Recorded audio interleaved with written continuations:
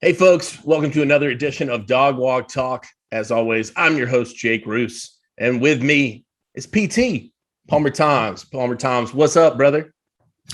Just getting back from Jacksonville, St. Simons, and ready to knock this thing out, ready to break down the day, the Dawgs, and their big win over Florida. Wasn't the prettiest of wins, but you're not going to hear many Georgia fans complain with a 34-7 win over the Gators. You're not going to hear many Dog fans complain about a 1-point win over the Gators, let alone Exactly. let alone a big throwdown, no doubt. But yeah, hey, cocktail party delivers once again. Kind of started inauspiciously for Georgia. It was not maybe what people were hoping kind of coming out of the gate. And then all of a sudden a flurry. I mean, just if you missed the end of the second quarter, you missed the last 2 minutes of the game, you pretty much, or of the half, you missed pretty much the whole game. I guess looking back on it, Palmer, you were at the stadium, had a chance to be there. I was watching it on TV as well. I guess what stood out to you, obviously, I think the big storyline coming away from the game was Stetson Bennett gets the start, goes out there I won't say much to, but there was a feeling of chagrin, I think, from some Georgia fans. We certainly got a little bit of that over on the board at DawgsHQ. People a little head scratching with that decision. I don't think he did much to help his case with yesterday, but at the same time, look, like I said, I mean, Georgia won, and that's and at the end of the day, the W's all count the same. Your takeaway, I guess, from Stetson's performance, and then we'll move into the rest. Yeah, I mean, first of all, kudos to you for getting this prediction right on Stetson getting the start. I fully expected, having seen what we had seen so that last week in practice, I thought that JT was going to get the start. I felt like that he was back, he was healthy. Based on Kirby Smart's comments, I don't know that was entirely the case. I felt like coming out of the bye week that we would see Daniels, not necessarily back to full strength, but I felt like you would see him back on the field. And based on what Kirby said after the game, I don't know that he's close to full strength. I mean, he got reps at practice, knocking off the rust. But it was a little bit different, more of a toned down version of what we had heard throughout the week. I mean, you never would have heard Kirby hype him up and say, "Oh, he's looked great. He's back to his normal self." No, well, when you miss as much time as he's missed, that's gonna cause a little bit of rust. But based on what Smart said after the game, that this was a decision entirely made on continuity. The fact that Stetson has been in there the last 3-4 weeks practicing. Playing with these guys in games, getting the reps in practice. That first team and Stetson Bennett have become very accustomed to each other versus, JT Daniels has been a little bit more removed. And obviously he's still gotten some reps with the ones throughout the entire process, which to me says, hey, we think that you're still our guy at quarterback. We understand that you are working your way through an injury and we need you to get healthy, but we also want you to continue to have this sort of chemistry, this comfort level with the rest of this squad. So to me, the fact that JT Daniels, even through injury, was getting these reps with the ones says a lot about where Kirby Smart thinks, what Kirby Smart thinks of him as a quarterback and what this team thinks of him as a quarterback. But I think the fact that they go with Bennett yesterday says a lot as well in terms of where Daniels is at. Like you said, I don't think Stetson did a ton to help his cause. In fact, I was sitting up in the press box thinking, when Stetson threw that first interception and it was 3-0 Georgia with just over 3 minutes to play in the first half. I thought Florida was going to get the ball. They were going to be able to get a little bit, get their back off the goal line a little bit and maybe go down and get some points, take a lead in the locker room with a touchdown, tie the game with a field goal or Georgia. It was going to be a one-score game going into halftime. Sure. Even if Georgia got the ball back, I thought that they were just going to be very content going in the situation that they were, given how the offense was playing. Obviously, like we said, if you saw the last 2-3 minutes of that first half, you saw the game, and that's kind of how this one played out. Where Georgia, 2 plays after the interception, Georgia first forces a fumble. Nolan Smith with the forced fumble, the tackle on the play, the forced fumble, and the recovery. Great play by number 4 there. That was less of a forced fumble than he just outmanned that dude. I mean, he took the ball from him. I mean, it wasn't even a strip. He just reached in and said, "Nah, mine." That is mine. Yeah. So you saw how that one played out. One play later, they hand it to James Cook. He scores from 11 out. They give the ball back to Florida. 2 plays after that, they get a false start, backed up again to from their 25 to their 20, run for a loss. And then all of a sudden, one hell of a play from Trayvon Walker to tip this ball up. Not many defensive ends are you going to see, making a play like that, yet alone dropping back into pass coverage like Georgia has Trayvon Walker doing on that play. But tips it, Nolan Smith, right place, right time, comes up with the interception. I know he was very excited about that one, said that was his first career interception, and had – he and Adam Anderson had been talking about, hey, if I get an interception, I'm giving you the ball. So those two guys certainly excited for each other in that play. Again, one play later, Georgia scores. And this time it was a 36-yard touchdown pass from Stetson Bennett to Kearis Jackson. So at that point, Stetson did something to earn his spot still. But had Georgia not gotten those quick points, and obviously you add on the Nakobe Dean pick 6 after that to make it 24-0 to go into the locker room. But had it been 3-0, I feel like there was absolutely a change coming. Even had it been 10-0 and Georgia got that first turnover, hands the ball off to James Cook, and they score 10-0, Stetson Bennett didn't really do much to get those 10 points.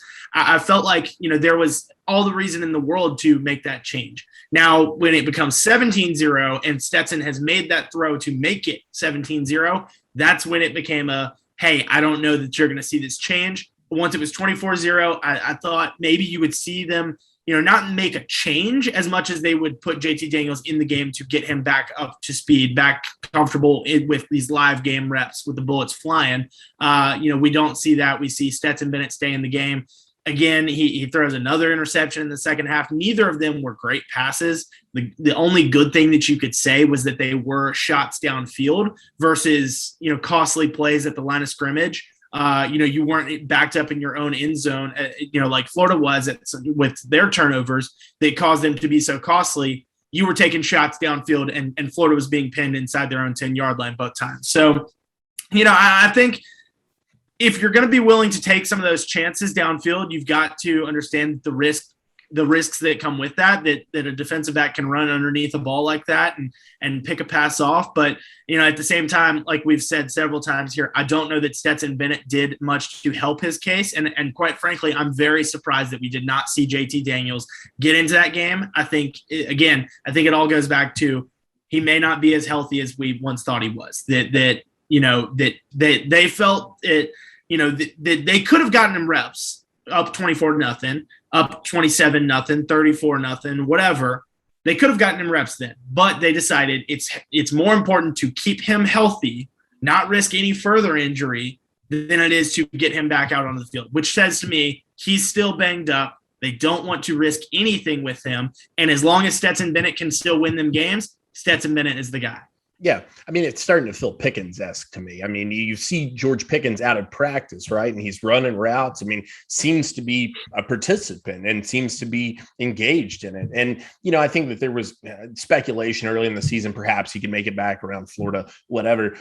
It feels like if Georgia's going to bring him back, it's going to be closer to the SEC championship that they're now going to be locked into playing in. If he has a chance to go this season, I think it's gravy. It's gravy at this point. Exactly. It's icing on the cake. And the deal with Bennett, I think too, is that it's Jekyll and Hyde, and you got both of those sides of him yesterday. You got to see the good and the bad. I mean, that throw to Kearis was an excellent throw. I mean, that was an on the money ball. It was a perfectly thrown touchdown. I think what's important to remember too about those interceptions, that first one could have really been a backbreaker. And I think last year that's probably a different situation for Georgia. I think that given how the defense was playing, given how the whole team was playing last year, you don't bounce back from that as easily as you do this year. But now this year they come out and it's that composure that Kirby Smart's talked about all year. They're not rattled by that. Neither of those interceptions proved to be backbreakers. Obviously, the second one really didn't matter given when it happened. But I think that this is a situation where It's the good and the bad. And we talked about this, or I saw someone mention this over on the board at DawgsHQ, talking about, this idea of, you've got to start to wonder too, how big is the rushing component that Stetson Bennett brings to the fold versus JT Daniels, who's more of a guy who is quite frankly a pocket passer. He's not a guy who scrambles. It's not what he's known for doing. And if he's injured, probably even less so. And do you want to put him in that line of fire and risk that moving forward when you've got a guy who can still create some and maybe when the line's not playing at its best? I mean, there were some times where Florida was pushing them back. I mean, they were creating some pressure in the backfield and forcing some throws. JT Daniels in that situation, I don't think that's where you want that guy. I mean, no. and you're only going to re-aggravate the problem that you've got. So. No. This was one where Georgia, quite frankly, I think is lucky and blessed to have the defense that they have this year, because without this defense, that's totally different game yesterday. There's no question about it. Absolutely. I mean, they produced. They were the ones who scored. I mean, it's a situation too. I mean, Jack Podlesny misses the early field goal. So many things that could have went wrong did. From an offensive special teams performance as well. But the defense maintains, comes out, and is effective. And, kudos to those guys because, man, I don't know that there's been a game that they came up bigger in this year than against Florida. Yeah, and going back to what you were saying about Stetson and his mobility, I think that there were absolutely times that he had to use his legs and had to use his ability to get outside the pocket, whether that was, the scramble downfield or just avoiding the pressure and being able to roll out on some of those throws that he was making. You don't see JT Daniels. I mean, you can see JT Daniels roll out, but you don't see him scrambling like what Stetson Bennett was doing.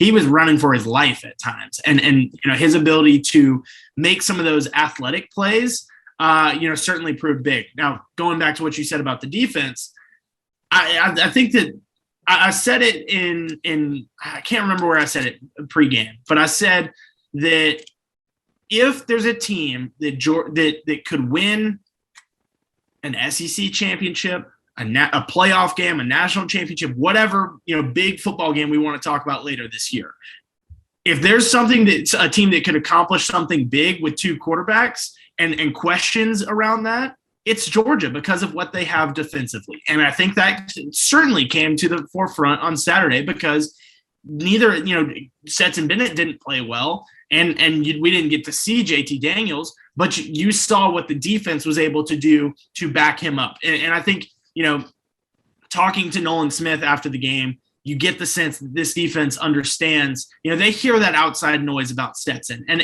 everyone on this team does likely. You'd have to be an idiot to probably no one more so than Stetson. Yeah, I mean, yeah. Well, and I will say, speaking to Stetson, so we spoke to Nolan Smith and Stetson Bennett after the game. Stetson seemed a little bit frustrated, and he said, the offense didn't play well. That starts with me, and that he understood that there were a lot of things that could have been better, and that he had to own up to that. And he also understands the criticism that is on him. He may not address that directly, but you could hear it in his voice that he understands what everyone on the outside was thinking watching that game, that, hey, Stetson, are you the guy? Are you the best option for Georgia? And whether or not he is, they come away with a 34-7 victory. And he said that. He was like, look, at the end of the day, we come away with 34-7 win. We didn't play great, but what we did, what we came here to do, and that's win. And the defense was such a huge part of that. Nolan Smith, saying after the game that Stetson is our guy, the mailman. We love Stet. We're in full support of him. We're in full support of both these quarterbacks. But we hear what you guys say on the outside that y'all, you don't necessarily believe in Stetson, that it might not be pretty, but he gets the job done. He's a hard worker. And this defense took things personally, whether it was the, frustration, outside noise about Stetson Bennett or, their performance against Florida last year. Smith was asked directly about, what was the biggest difference between this game this year and last year. Last year they allowed 44 points, nearly 575 yards. This year it's 7 points and significantly less than that. Now, Florida, did outgain Georgia in terms of total offensive yards. I think a lot of that is you can attribute that to the Gators had the ball more because of what Georgia was able to do defensively. They beat them in dink and dunk situations late in the game, and they were just, Georgia was willing to give up some of those yards. But Georgia defense took this game personally, and you could tell that. Nolan said it was personal. It was personal. Everything about it was personal to them, and that came through in that later half of the second half, the last couple of minutes there. So absolutely, was it their best performance? By all means, no. You don't see Georgia allowing 161 rushing yards, 194 passing yards, 11 plays of 10 plus yards, and winning a lot of these games. But, what they were able to do defensively with the 3 turnovers, that has been such a big emphasis for Smart. And he had been asked, over and over and over with some of these previous performances, was this elite? Was this elite? And he had said, no, it wasn't elite because of we're not getting the turnovers. If you look at it in terms of yardage, it was an elite game because we didn't allow any points. We didn't allow any, big plays, whatever, but we didn't get turnovers like we wanted to. Now, this one was the opposite end of the spectrum there, where it was this elite? No, because we got the turnovers. If you're talking turnovers, it was absolutely elite, but we allowed so much yardage. He wants to see a total defensive performance. You haven't seen that from Georgia this year, but I think that's because of what they've been able to do. Getting off the field with a 3 and out, oftentimes. They're on the field so little that they don't have the opportunities to get those turnovers. Well, and I wrote about this in the 3 keys after the game, and I think that it does matter. I think that it's something that's really important. I mean, Georgia took advantage of the opportunities that they had. And one of the opportunities they had in this game was that Florida has been sloppy with ball control this year. They haven't protected the ball well. Georgia came out and seized on that, and that ends up being the difference in the game. Now, also, too, I want to give a huge shout out to Zamir White because I thought that he played a fantastic game. I mean, comes out, lays down that big 42-yarder there at the end. But 7.5 on the day, 14 attempts, 105 yards, a touchdown to go with it. A guy who just gets out there and grinds it out, did it all for Georgia. And once again, ends up being pivotal for them. So a lot of credit to him as well. Some tough runs there. Absolutely. And so I don't know, man, this was one of the weirder this is one of the weirder Georgia games I've ever watched. I mean, just because, like I said, of that flurry of activity, and then there was just not much else to go along with it. It was everything was so condensed down, and then it was all over. And so, I think that it was, like you said, I understand the criticisms. I understand people who are frustrated with it. We had a couple people on the board who said, I can't believe Stetson Bennett got all the reps. JT didn't get a single snap. I think that points to your point of, I don't think that the health may be where it needs to be. Again, you're saving him up maybe. Quite frankly, you've gotten through this game. Let's call it what it is. The rest of this should be pretty easy. All right. I mean, there are SEC games. Tennessee's been playing well, sure, but defensively, Tennessee should not be able to hang with you.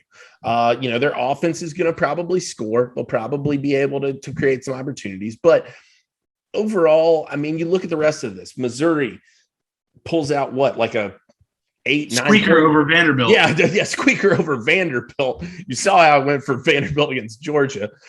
You get Tennessee after that. You get Charleston, which is a tough challenge. I will say, if there's one game that I have circled for Georgia the rest of the year, of course, leading up until that SEC championship game, of course, it's that Tennessee game because Neyland is not an easy place to play. Of course. We don't know the game time for that one, but looking at that schedule, it could be a night game, which again, anyone that's paid attention to college football saw what Neyland Stadium was like at night against Ole Miss. That is a rowdy place to play. I've been in there a couple of times and it is not, it is not a friendly environment to be road, for a road atmosphere. And so that is not an easy game by any means. No. I don't mean to say that, but I do think it's going to be easier than this game. And I do think it's going to be easier than Arkansas was probably even Kentucky. Or Auburn. Yeah, or Auburn. God, Auburn's on a tear right now. I mean, so, it seems like the hard part of Georgia's schedule is out of the way. And this one was one that you had circled because I think not necessarily from a talent perspective, you felt like Georgia was ahead of Florida from a talent perspective and a continuity perspective and the way that they'd approach the season perspective. But it still is what it is. It's still the world's largest outdoor cocktail party. It's still one of the biggest rivalries in college football. There's so much on the line. There's so much pride. And you had to have that concern going into this one. I just don't see that the rest of the way. But like you said, too, something else we got to touch on here. Kentucky drops one last night to Miss State. And suddenly, hey, Dogs clinch the East. As early as you could possibly do it. I'm pretty sure. Georgia now a lot to play in the SEC championship. Obviously, I don't see that getting in front of them or them getting ahead of themselves. I'm sure Kirby's going to be asked that, tomorrow during the press conferences and, talk about this idea of, what does that mean? How do you keep your team focused? He's going to say, oh, that doesn't matter to us. We're focused on this team. Got a lot of respect for what Eli Drinkowitz does and these Missouri Tigers. But man, I didn't realize we had Kirby in as a guest on today's podcast. But the reality of it is Georgia is in. And so now you are the SEC East champions. You're waiting conceivably to find out who's coming out of the West. It's going to probably come down to the Iron Bowl is what it looks like. And that's exciting. I mean, that's going to be fun regardless of how that plays out. But, I guess, is this a milestone? Does this matter? No, I don't think so. Because here's the thing. This is the fourth time in 5 seasons that Georgia has made the SEC championship game under Kirby Smart. They haven't had the success in Atlanta that they've needed to have to accomplish bigger and better things. And that's the goals that Georgia has this year. They could, they have to, this is a checkpoint along the way because you have to do what Georgia wants to do, to win playoff games, to win the national championship. Georgia has to win, go to Atlanta and potentially win it in Atlanta. Now, with the way that they've done, performed so far this season, you might not have to win it in Atlanta. That's a situation that Georgia may have, an ace in their back pocket where they can say, hey, look at what we've done. We went 12-0. We did everything that we could have done in the regular season, and we've earned this opportunity to be in your Final Four. But I don't think if you're Kirby Smart, you don't want to leave that up to the committee's hands. You also have a chance to, maybe the best chance that Kirby has had to knock off an Alabama team that is a little bit down, as compared to previous teams, which, says all you need to know. It's, a little bit down from a national championship team last year. But, in terms of, And it doesn't even matter who the opponent is. I mean, like you said, Auburn has a great chance to be there as well. They've got to get through Texas A&M this upcoming weekend, and that's going to be a challenge. But with the way that they're rolling, like you said, it certainly looks like we are, on a crash course collision to, an Iron Bowl SEC West championship game. We've seen a couple of those over the, last several years that would be impressive. I'll say this, that would be impressive for Brian Harsin. If he's able to pull that out, that would be in year one. If you're able to, you win an Iron Bowl and put yourself into the SEC championship, they're going to be talking contract extension for that. Well, and with the way that Bo Nix is playing too, you've absolutely got to feel comfortable if you're an Auburn fan. I've got several friends that are Auburn fans, and they're absolutely excited, ecstatic about their chances to, leading up to that game. Now, again, similar to Georgia and Florida, with a rivalry thing, you throw all things out the window. I think that Alabama is certainly the more talented team, but, once you're playing at Auburn, that's where that game is this year. And I think you also, with what's on the line, you throw everything out the window and no question. You let the cards, fall as they may. But, obviously, Auburn has a lot to do before they get there, and Georgia has a lot to do before they get to that final week of the season. And like we said, we had circled this month of October for a long time and said if Georgia goes 4-0 through the month of October, they are in a perfect prime position to be in the spot that they want to be. First playoff poll comes out on Tuesday, and they're probably going to be number one. I mean, I would be shocked. Good Lord, they better be. My God. I would be shocked if they're not. As I was saying, probably I'm like, definitely. How about them Bearcats though, man? What if Cincinnati made the jump to one? That would in and of itself just be an awesome story. Yeah. I mean, but in terms of what Georgia has done up to this point, you can't ask for much more. You run through a gauntlet of an October schedule, 3 straight ranked opponents. 2 of them you didn't expect to be ranked, and maybe even Auburn too. You probably didn't expect them to be ranked, where they were, and to do what they've done after that game, to bounce back from a tough loss there to the Bulldogs, shows exactly what, I think you can use that game as a measuring stick for what Georgia is. Look at what this Auburn team is doing. Look at how they're climbing the rankings, and look what Georgia did to them. Yep. No, I agree completely. I think, like I said, Kirby Smart going to get flooded with it this week on the press conferences about SEC East and all that. You heard it here first, folks. He's not going to, as you would imagine. Now, you didn't hear it here first because you know what he's going to say. Everybody does. But the reality of the situation is Georgia, SEC East champs, overcome the Gators in the cocktail party, and looking ahead to Missouri. On Thursday, we will have the full look ahead for the Missouri game, which is sure to be an interesting one, noon on ESPN. And hey, exciting because Coach Ritt getting some love, man. I'm looking forward to that and looking forward to talking about that. But I think that's it, unless you got something else, PT. No, I got nothing else. Need to go rest and recover from a long weekend in Jacksonville, St. Simons area, but certainly a fun one. And I know a lot of Georgia fans had a good time down there with a big win over the Gators. Yeah, I think it's safe to say everybody did. Hopefully, by the way, next time we're talking about this, fingers crossed, we're talking about your MLB champs, Atlanta Braves. So knock on wood there for sure. Chop on wood. Keep chopping, as Kirby might say. All right. Folks, that's it for this edition of Dog Walk Talk. As always, I'm Jake Roos. With me, Palmer Toms. Get over to DawgsHQ and check us out. Thanks for tuning in.